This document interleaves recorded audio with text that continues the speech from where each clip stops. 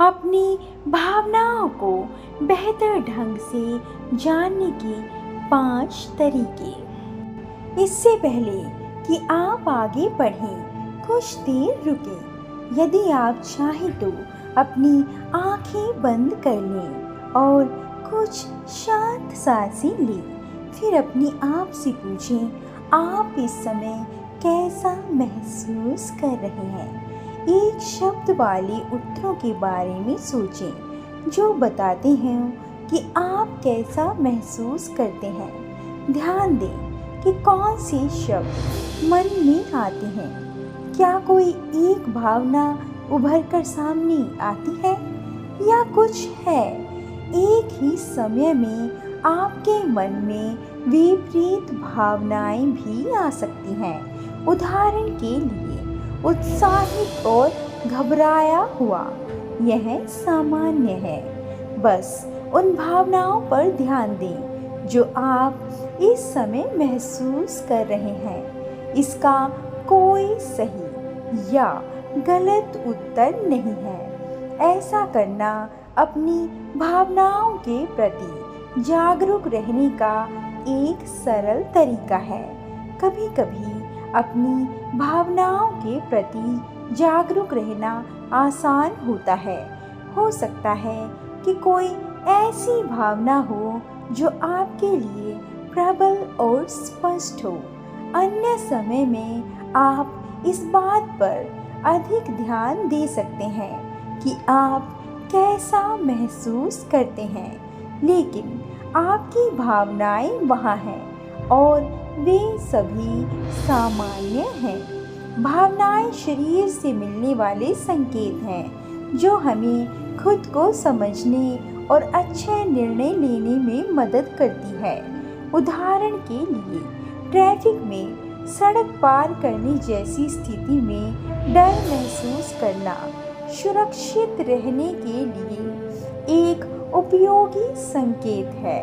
अपनी भावनाओं के प्रति अधिक जागरूक होना एक ऐसा कौशल है जो आपकी मदद कर सकता है। अपने आप को बेहतर जानें, चीज़ों के बारे में बेहतर महसूस करें और बेहतर ढंग से सामना करें। कम आत्म आलोचनात्मक बने। कठिन भावनाओं पर कार्य करने की बजाय रुकें। तय करें कि कैसे कार्य करना है और परिस्थितियों को कैसे संभालना है। दूसरों के साथ बेहतर ढंग से मिलें। अपनी भावनाओं के प्रति अधिक जागरूक होने का अभ्यास करने के 5 तरीके यहाँ दिए गए हैं, जिनमें से नंबर 1 है अपनी भावनाओं पर ध्यान दें और उन्हें नाम दें। आरंभ करने के लिए बस इस बात पर ध्यान दें कि जब चीज़ें घटित होती हैं तो आप कैसा महसूस करते हैं। भावना का नाम अपने आप से कहें। कुछ अच्छा होने पर आपको गर्व महसूस हो सकता है, या यदि आप किसी परीक्षा में अच्छा प्रदर्शन नहीं कर पाते तो निराश हो जाते हैं। दोपहर के भोजन के समय दोस्तों के साथ बैठने पर आपको आराम महसूस हो सकता है, या परीक्षा से पहले घबराया हुआ। नंबर 2, एक भावना को ट्रैक करें। एक भावना को चुनें, जैसे खुशी महसूस करना। इसे पूरा दिन ट्रैक करें। ध्यान दें कि आप इसे कितनी बार महसूस करते हैं। हो सकता है कि जब कुछ अच्छा घटित हो तो आप खुश हो, या खुशी होती है जब कोई दोस्त आता है। हो सकता है कि जब कोई आपकी मदद करता है या दयालु शब्द कहता है तो आपको खुशी होती है, या सिर्फ इसलिए खुश हूँ क्योंकि आज शुक्रवार है। हर बार जब आप खुशी महसूस करें तो अपने लिए एक मानसिक नोट बनाएं या उसे लिख लें। क्या भावना हल्की, मध्यम या तीव्र है? नंबर 3, भावनाओं के लिए नए शब्द सीखें। आप कितने भावनात्मक शब्द बता सकते हैं? और भी अधिक सोचने का प्रयास करें। क्रोध के लिए कितने शब्द हैं? उदाहरण के लिए, आप नाराज, व्यथित या क्रोधित हो सकते हैं। आप चिड़चिड़े हो सकते हैं, क्रोधित हो सकते हैं या क्रोधित हैं। नंबर 4, भावनाओं का जर्नल यानी कि नोट रखें। आप कैसा महसूस करते हैं और क्यों? इसके बारे में लिखने के लिए हर दिन कुछ मिनट निकालें। अपनी भावनाओं के बारे में लिखने से आपको उन्हें बेहतर तरीके से जानने में मदद मिलती है। आप जो भावना महसूस करते हैं उसे व्यक्त करने के लिए कला बनाएं, कविता लिखें या संगीत लिखें। नंबर 5, कला, गीत और फिल्मों में भावनाओं पर ध्यान दें। कलाकार ने उन भावनाओं को दिखाने के लिए क्या किया, इस पर ध्यान केंद्रित करें। आप प्रतिक्रिया में कैसा महसूस करते हैं? अपनी भावनाओं को बेहतर ढंग से जानने के लिए समय निकालें। बस ध्यान दें कि आप कैसा महसूस करते हैं। खुद को आंके बिना आप कैसा महसूस करते हैं, उसे स्वीकार करें। अपने आप पर कुछ दया दिखाएं। अपने आप को याद दिलाएं कि आपकी सभी भावनाएं सामान्य हैं, लेकिन आप भावनाओं पर कैसे काम करते हैं यह बहुत मायने रखता है। जब आप अपनी भावनाओं को जानते हैं तो आप कार्य करने के तरीके के बारे में बेहतर निर्णय लेने में सक्षम होते हैं। इससे कोई फर्क नहीं पड़ता कि आप क्या महसूस कर रहे हैं। यदि आपके मन में ऐसी भावनाएं हैं जो कठिन या भारी लगती हैं, तो समर्थन प्राप्त करें। जिस वयस्क पर आप भरोसा करते हैं वह आपकी किसी भी कठिन भावना से निपटने में आपकी मदद कर सकता है।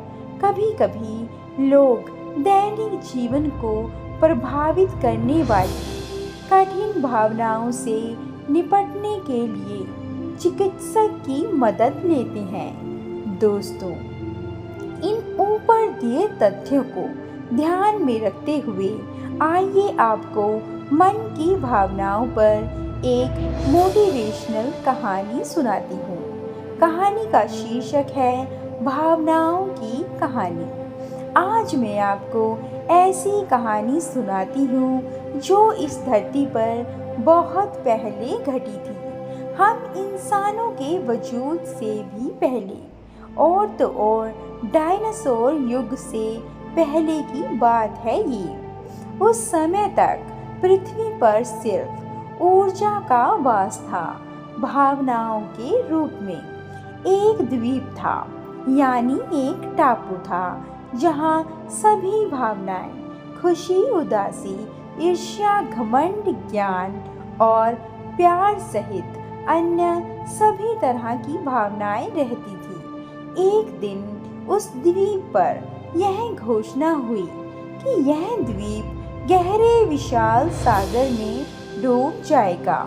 अब यह निश्चित था कि द्वीप गहरे विशाल महासागर में डूब जाएगा, इसलिए उन सभी को जल्द से जल्द वहां से बाहर निकलने की आवश्यकता थी। इसलिए सभी भावनाओं ने नौकाओं को तैयार किया और खुले समुद्र में छोड़ दिया, यह देखने के लिए कि क्या होगा। प्रेम द्वीप पर ही रहने वाला था। प्रेम तब तक द्वीप पर रहना चाहता था जब तक कि वह डूबना शुरू ना हो जाए, और जब प्रेम लगभग डूब रहा था तो उसने मदद मांगने का फैसला किया। समृद्धि प्रेम के समीप से गुजर रही थी एक सुंदर नाव में, और प्रेम ने कहा, समृद्धि तुम मुझे अपने साथ ले जा सकती हो? समृद्धि ने उत्तर दिया, नहीं, मैं ऐसा नहीं कर सकती। मेरी नाव में बहुत सारा सोना और चांदी है, यहाँ आपके लिए कोई जगह नहीं है। प्रेम ने घमंड से पूछने का फैसला किया जो पास से गुजर रहा था, घमंड कृपया मेरी मदद करें। घमंड ने कहा, नहीं, मैं मदद नहीं कर सकता आपकी। प्रेम, तुम तो बहुत गीले हो चुके हो और शायद मेरी नाव को इससे नुकसान हो सकता है। दुख करीब था, इसलिए प्रेम ने मदद के लिए कहा, दुख, मुझे तुम्हारे साथ आने दो। ओ लव, मैं बहुत दुखी हूँ, मैं अकेले जाना ही पसंद करता हूँ। तभी प्रेम ने ईर्ष्या को भी अपनी नाव में वहाँ से आते देखा, पर इस बार उसकी कुछ कहने की हिम्मत ना हुई, क्योंकि ईर्ष्या तो फिर ईर्ष्या थी। खुशी भी प्रेम के करीब से गुजरी, मगर वह इतनी खुश थी कि जब प्रेम ने उसे बुलाया तो उसने तो देखा या सुना भी नहीं। अचानक प्रेम ने एक आवाज़ सुनी, आओ प्रेम, मैं तुम्हें ले जाऊंगा। यह उसी टापू वाला एक बुजुर्ग था जिसका नाम प्रेम नहीं जानता था। प्रेम मगर इतना खुश हो गया कि वह उस बुजुर्ग से उसका नाम पूछना ही भूल गया, और जब वे सूखी भूमि पर पहुँचे तो बुजुर्ग अपने रास्ते चला गया। अब प्रेम अपने एक और बुजुर्ग ज्ञान की तरफ मुड़ा और उसने पूछा, वह कौन थे जिन्होंने मेरी मदद की? ज्ञान ने बताया, वह समय था। समय, लेकिन समय ने मेरी मदद क्यों की? प्रेम ने पूछा, क्योंकि केवल समय यह समझने में सक्षम है कि प्रेम कितना मूल्यवान है। ज्ञान ने कहा, आप कभी कभी देखते हैं जब आप किसी चीज़ के सामने खड़े होते हैं या जब आप तत्काल किसी समस्या का सामना करते हैं तो आप हमेशा इसे पूरी तरह से समझ नहीं पाते हैं, लेकिन कुछ साल बाद आप पीछे मुड़कर देखते हैं, तब समझ पाते हैं कि आपसे गलतियां कहाँ हुई हैं। और यह विशेष रूप से प्रेम के साथ ही ऐसा होता है। केवल समय ही है जो प्रेम या कहें सच्चे प्रेम को समझने में सक्षम है। जिस क्षण आप प्यार महसूस करते हैं शायद आप इसे समझ सकते हैं, लेकिन समय आपको बताएगा कि क्या प्यार वास्तविक था या नहीं। वैसे भी मुझे उम्मीद है कि आप इस कहानी का थोड़ा सा हिस्सा ले सकते हैं और अपने जीवन पर लागू कर सकते हैं।